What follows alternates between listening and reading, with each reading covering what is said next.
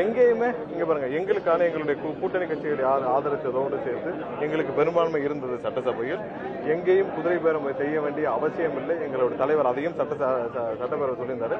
இது குதிரை வேகத்தில் தான் செயல்படும் அரசே தவிர குதிரை பேரம் செய்ய வேண்டிய அவசியம் இல்லை. அதற்கான அவசியமே இல்லை, அதுக்கான தேவையும் இல்லை. கண்டிப்பாக யார் யாரெல்லாம் இன்னைக்கு எங்களுடைய அரசு தொடர வேண்டும் என்று நினைக்கிறார்களோ, மக்கள் அளித்த தீர்ப்பை ஏற்றுக்கொண்டு, மக்கள் எங்களுடைய தலைவர் முதலமைச்சராக வேண்டும் என்று அளித்த தீர்ப்பை ஏற்றுக்கொண்டு அனைவரும் வாக்களித்துள்ளனர். எங்கேயும் யாருக்கும் பேரம் பேச வேண்டிய அவசியம் இல்லை. இது மக்களுக்கான அரசு, வேற எந்த மாற்று கருத்தும்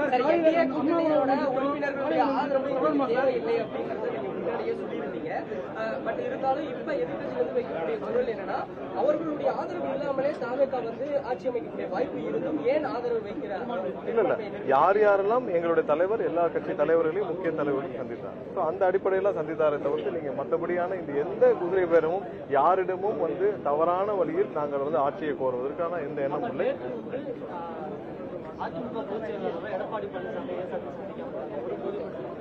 இல்ல யார் யாரை சந்திக்க வேண்டும், யார் யாரெல்லாம் எங்களுக்கு பேசியிருந்தோமோ அவர்கள் மட்டும் சந்திக்க. கட்சிக்குள்ள ஒரு பிளவு இருக்கும்போது ஒரு தரப்பினர் மட்டுமே சந்திக்கும் இல்ல, மற்ற கட்சிகளுக்குள்ள என்ன நடக்குதுன்றத பாக்குறதுக்கோ இல்ல மற்ற கட்சிக்குள்ள என்ன இருக்குன்றத பேசுறதுக்கோ எங்களுக்கு உரிமை இல்லை.